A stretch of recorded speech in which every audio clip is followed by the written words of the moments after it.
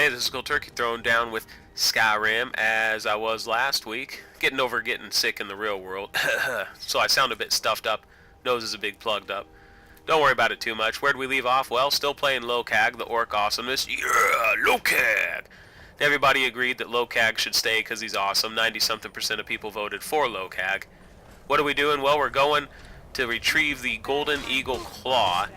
And we have to go up these little paths. You see there's a tower right here where you'll fight some bandits along the way. And so we're going to be taking care of that today, and maybe a few other things along the way.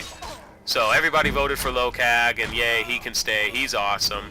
One thing also to note that I want to say at the beginning of every video is that these videos are not meant to be 100% complete playthroughs. I'm not going to get every weapon. I'm not going to get every piece of armor. I'm not going to do every quest, and I'm not going to explore every location.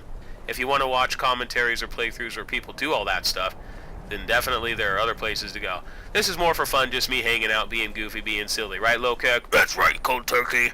Let's go slice the enemy. Alright, good job, Lo-Kag. Get in there and tear them apart.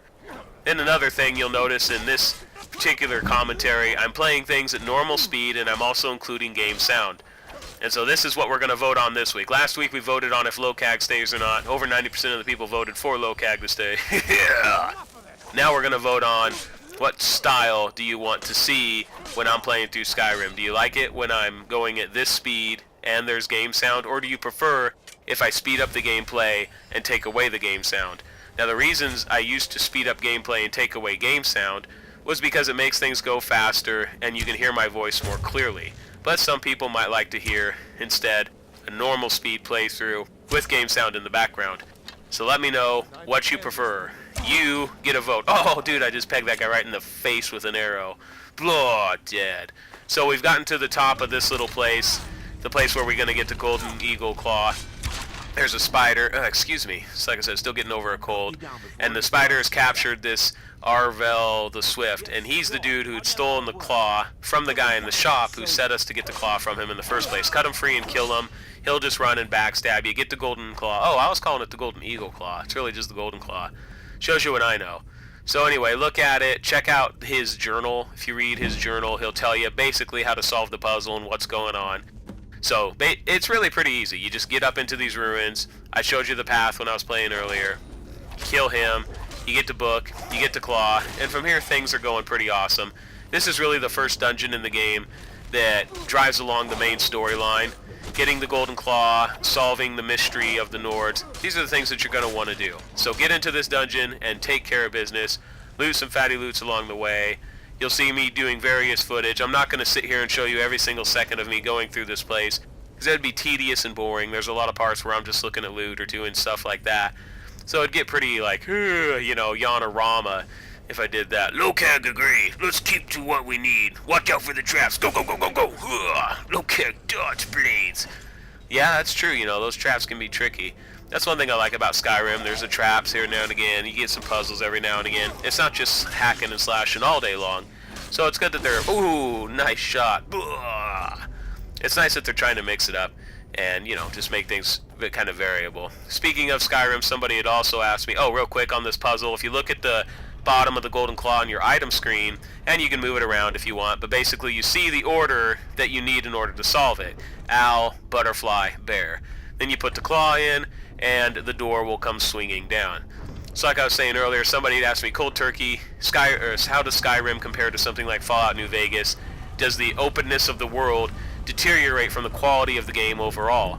You know, I don't think it does. I think if we're going to compare Skyrim, I think Fallout New Vegas is a good game that you could compare it to. Kind of made by the same company. Both have a very open world with the main storyline and a lot of subquests, items to get, skills to unlock, things like that.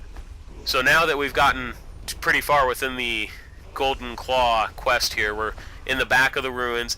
There's a power word on this wall, and these words, these shouts, are sort of a main focus of the storyline. The dragons use the shouts. You're a dragonborn, so you can use the shouts.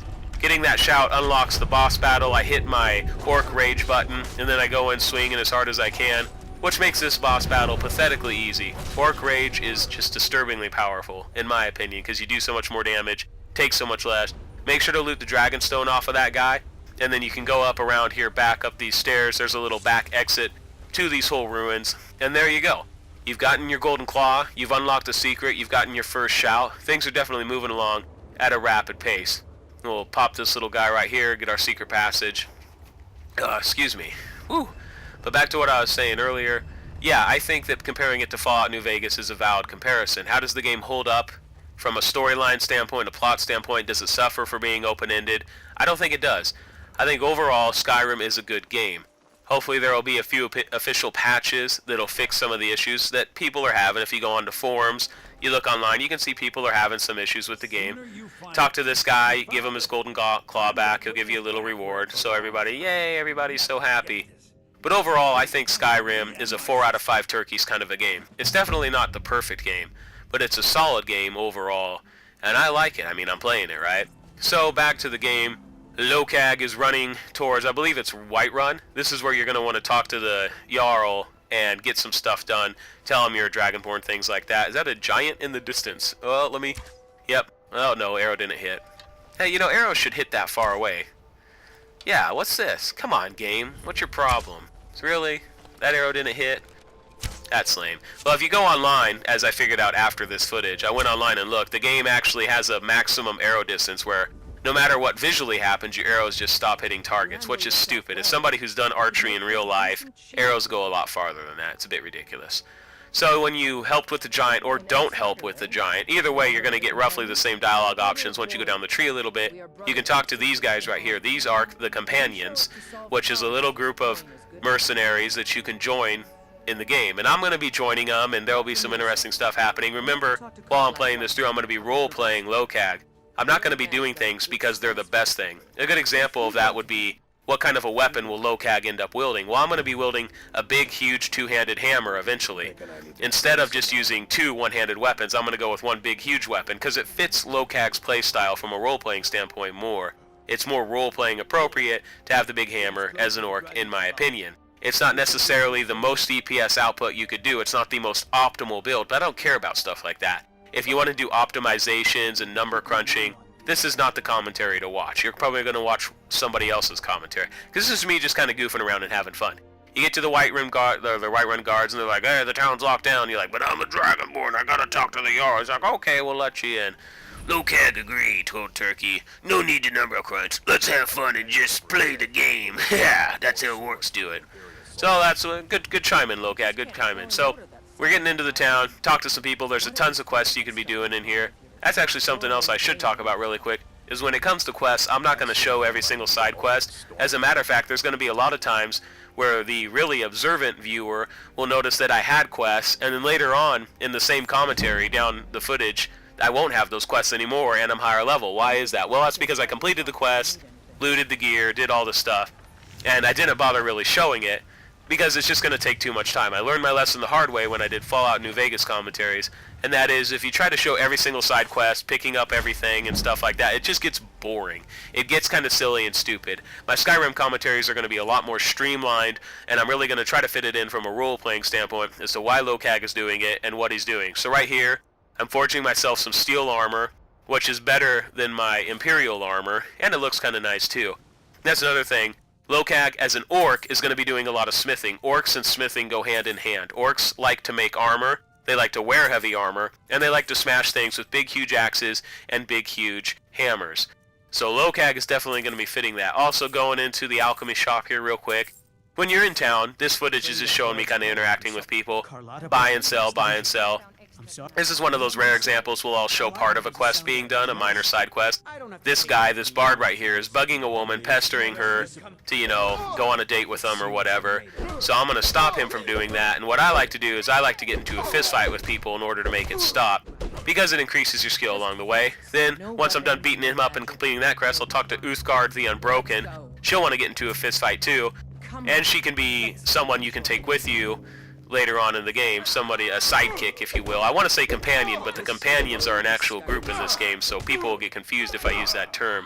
So Lo-Kag the Unbroken can be a sidekick for you to go with you. She tried to enlist in the companions, but failed, and that's something you can talk with her about. But anyway, once you beat her in the fist fight, she admits that you're the better fist fighter. You get a little gold out of it, and you can take her as a sidekick She is my preferred sidekick of choice because she looks cool, she has a big two-hander, and I think Lo-Kag would definitely take a hardened female warrior like that as his quote-unquote sidekick. Yeah, and at camp at night, Lo-Kag might be that. Whoa, hold on there, Lo-Kag. We don't need to be talking about that kind of stuff. But I like the lady, yeah.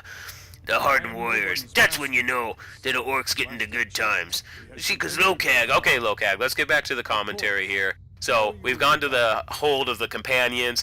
If you go underneath, kind of in the basement, you'll eventually meet this white mane dude, and Velik or Valdik, or I forget his name. I'll talk to him here in a second. These two guys are where you want to go to join the companions. They'll put you through a test here and there. It's not too bad, and there's a whole quest chain that they can give you, mercenary missions they can do, or that you could do, I could say. So, what's his name? Vilkas. Oh, wow, I totally screwed that up. So yeah, find Vilkas and that white man guy, and then the first thing you got to do is train with Vilkas. It's pretty easy, just hit him a few times, and then he'll sheath his sword, and then from there, it's kind of your standard fetch quest, go do this, go talk to this guy, go do this thing, blah, blah, blah. So you can get into the companions. Now, obviously, I'm in town for a different reason. I wanted to end up talking to the Jarl eventually, but me showing, buying, and selling some things, showing a few quests here and there. Like I said before, I'm not going to show all of them, just a few of them. Well, excuse me. Man, Monday, I think it was Monday. Yeah, it was Monday. Man, I got really sick. I got this cold. It just laid me down, dude. I wasn't doing so good.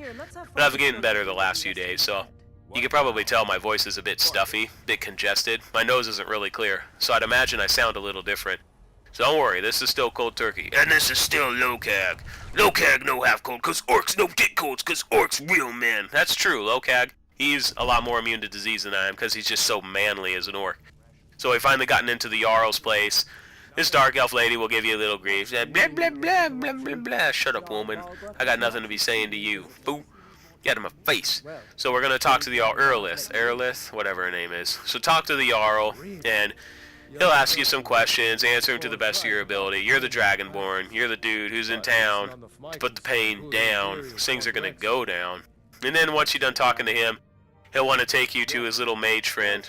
And the mage friend wants the Dragonstone. Well, remember, if you went through the Golden Claw quest completely and killed the boss and looted him, you would have gotten the Dragonstone already.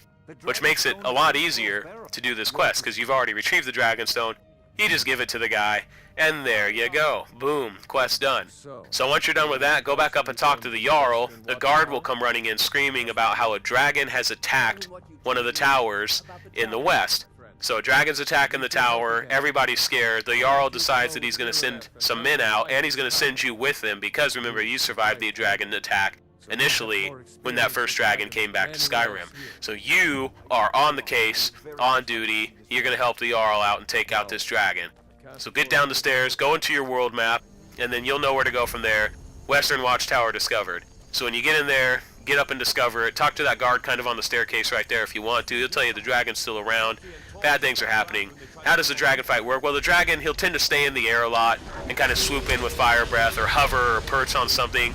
Every now and again, he'll land. When he does land, that's good for somebody like Lo-Kag, because he'll take out his weapon. Lo-Kag is going to interject at this point, cold turkey. The dragon has landed, and I draw my warhammer, charging into front. Says slay the beast.